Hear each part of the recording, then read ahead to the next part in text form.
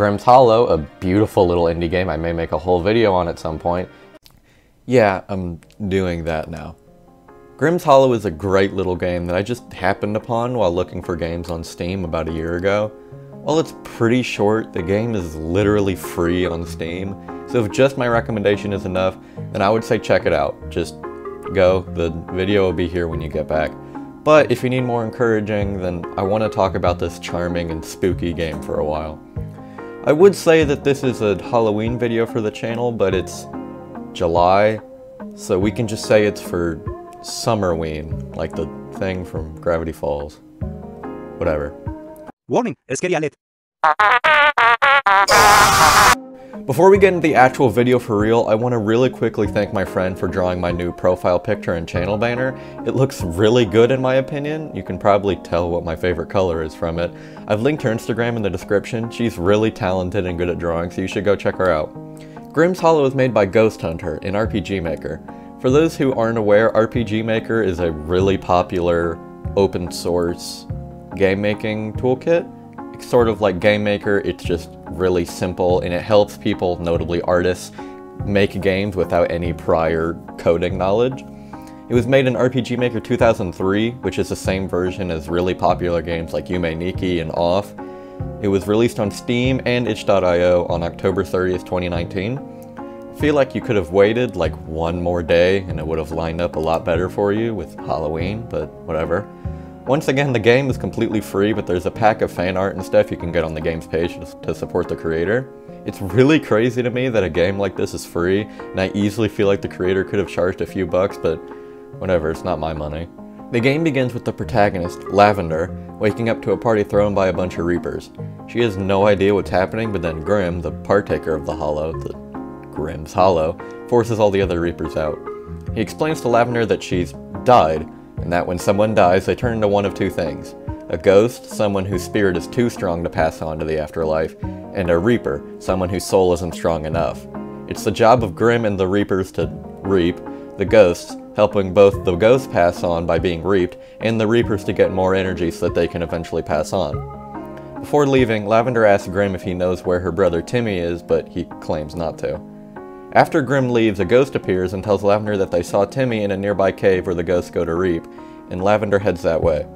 On the way to the cave, Lavender meets the baker, a reaper who has decided to collect spirit energy by selling baked goods instead of reaping. I know that they probably sound random to bring up, but I promise it'll be important later. It's within the first cave that Lavender gets her first chance to reap some ghosts and our first look at the combat system. It's overall pretty simple, but I think it works well for a game this short.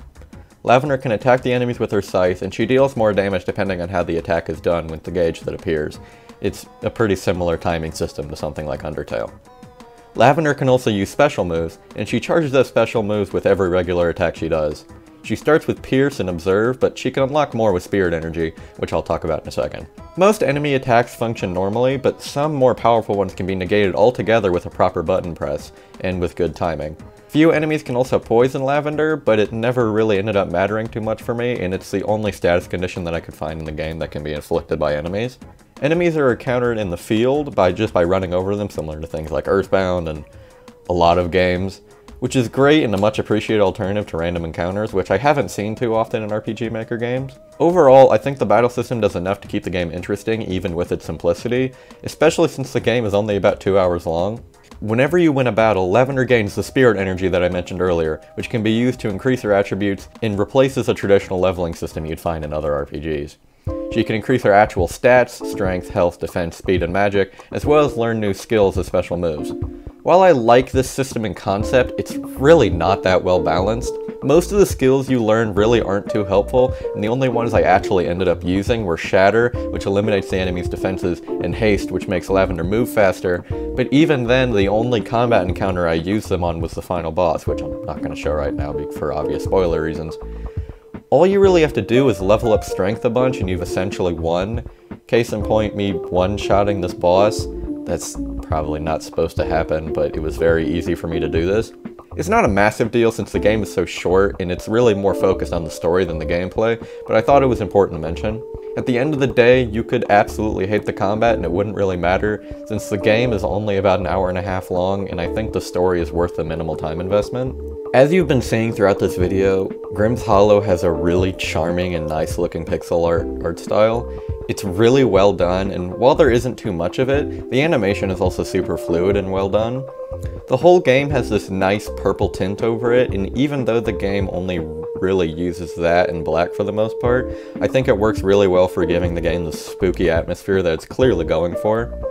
Another really nice thing is that all the items in the game have nice little pictures in the menu to go along with them. It seems small, but I think it shows a level of effort that's really valuable with these sorts of games. The enemies are also really charming as well. They all have really nice art within the battles, and while a few of them are a bit disturbing, I think that most of them are really memorable. All the character portraits are really nice and expressive, and while there's only a couple of them throughout the game, the full screen art is really beautiful and well done.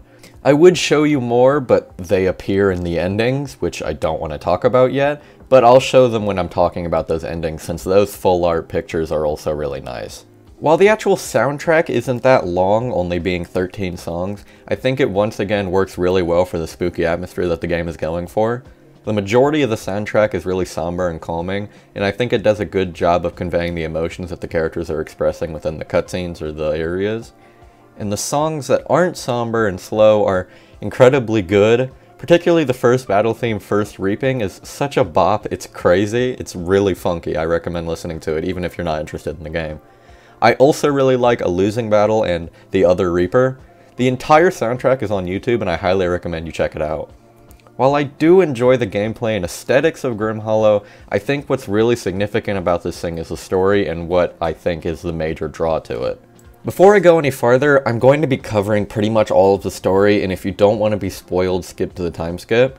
I really like the story of this game, and I think it's what really draws it all together. And like I said, the game is only about 2 hours long, and it's free on Steam, so there's really no excuse not to go try it out.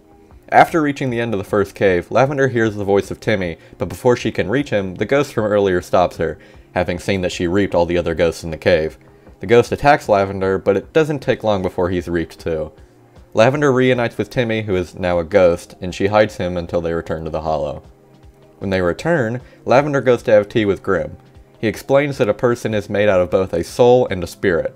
The spirit is what ghosts and the reapers are made of. The soul is gotten rid of when someone dies.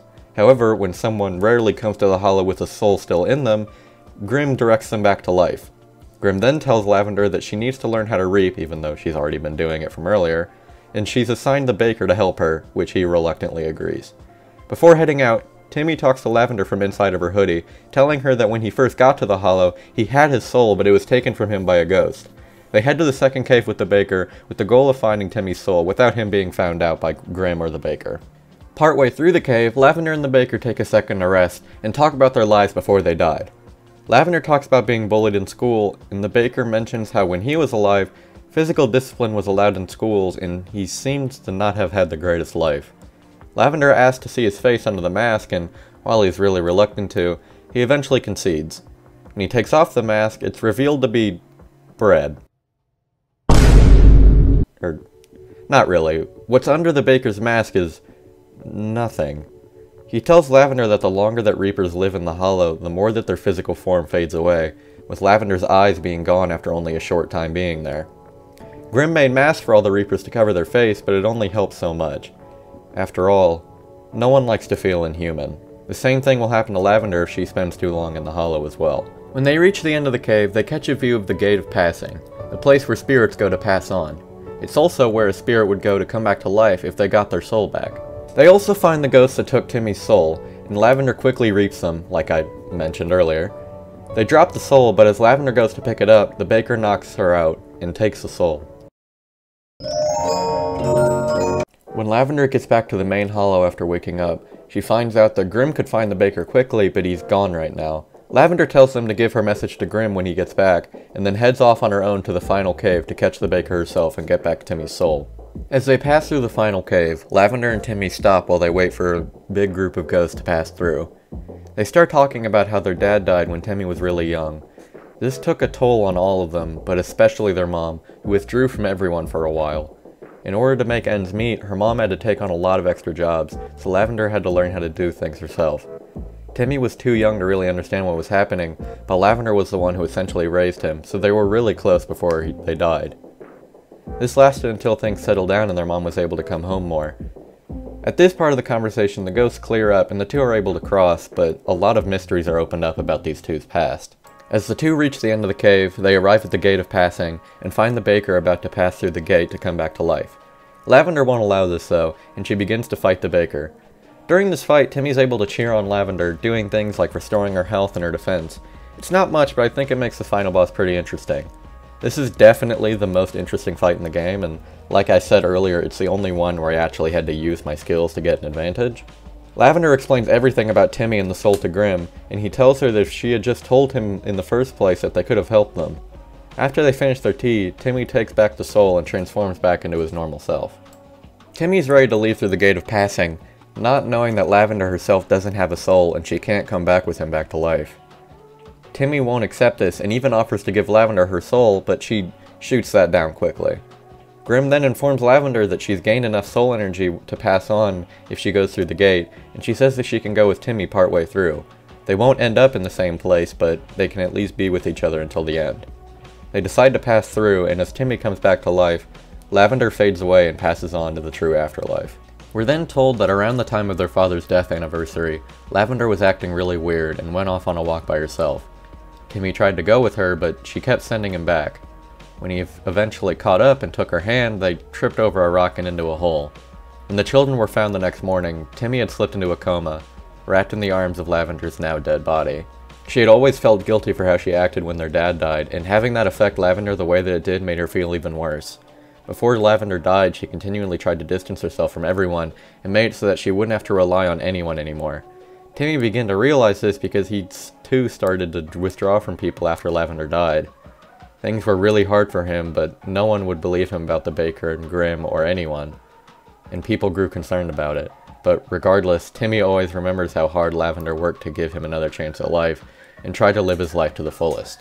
I think it's a really good and bittersweet ending, but that's not the only way for things to play out.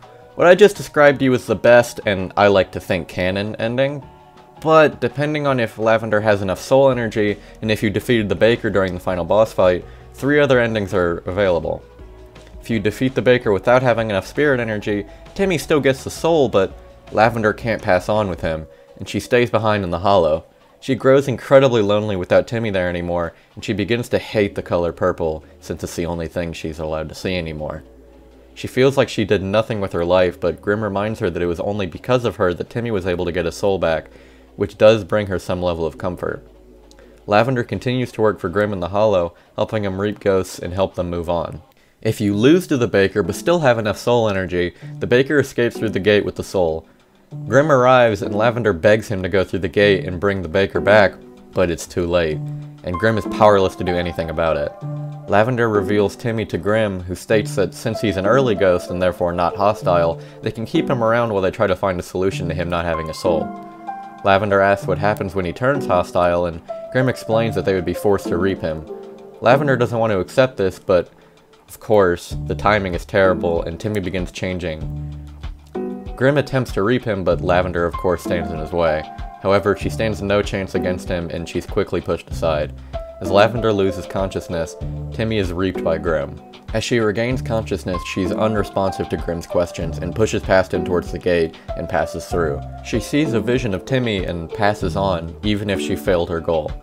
It's not a super happy ending, but at the very least they both pass on, and it's certainly better than the alternative. You get the final ending by both not having enough soul energy and losing to the baker. It's similar to the previous ending up until Timmy is reaped.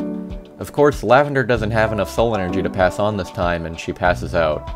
Grimm then recounts how things changed in the Hollow after the baker escaped. In the same way as with their dad, losing Timmy causes Lavender to retreat into herself. She just stays in the caves and reaps every ghost she sees. Occasionally, Grimm would forcefully teleport her back to the Hollow and try to force her to rest, but she would just leave and continue. She wouldn't speak anymore. Just like the others, she was offered a mask after her face started to fade, but she refused. She sometimes just sits in front of the gate, staring off into it, sitting with her guilt, and slowly fading away, unable to pass on. Quite the downer ending, I would say, and you can imagine why I prefer to think of the first ending as canon instead of this one. I think that there's a lot of strong themes and symbolism within this story, but before I talk about it, I want to give a quick content warning. I'm going to talk about some pretty heavy stuff, and while I think it's important things to talk about and discuss, if you're sensitive to that stuff, I would recommend skipping it. The entirety of the game takes place within the Hollow, so a lot of things about the outside world are left unknown. I personally interpret the Reapers fading away as them losing their connections to the outside world. Someone like Lavender still has most of their face intact when they first get to the Hollow. They're still remembered by the people they left behind, so that part of their humanity is still intact. The longer someone stays there, the more those connections fade and weaken, and the harder it is for them to pass on. The Baker mentions that when he was still alive, corporal punishment was a completely regular thing in school. How long has he been here? Months? Years? Decades?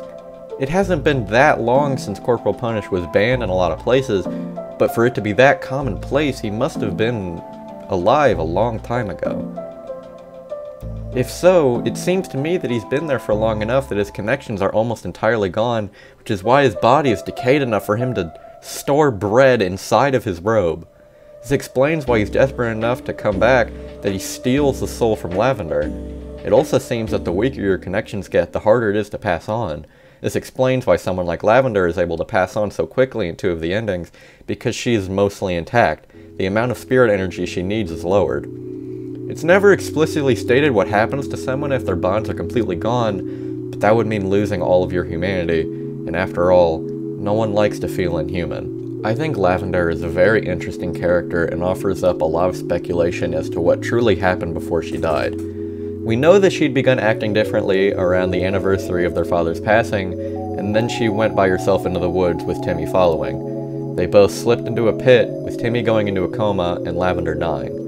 With their mom having to take on so much extra work, Lavender took a major part in taking care of Timmy. While things did get better for a while, Lavender tried to make it so that she didn't have to rely on anybody, even if they wanted to help her.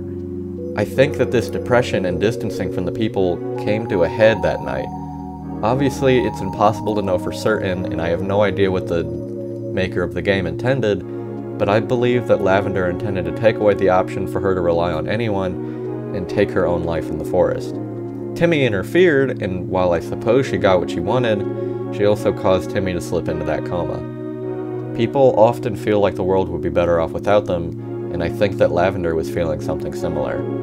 In the ending where Timmy passes on but Lavender is left behind in the Hollow, she regrets that she wasn't able to do anything with her life, but Grimm comforts her by saying that it was only because of her that Timmy was able to come back to life. I think that what the game is trying to say is that we all have this undeniable impact on the people that we have connections to, and it's those connections that truly give us our humanity. When we lose that humanity, we begin to lose ourselves, and that can cause people to slip into depression and suicidal thoughts like what Lavender went through, and it's a horrible thing.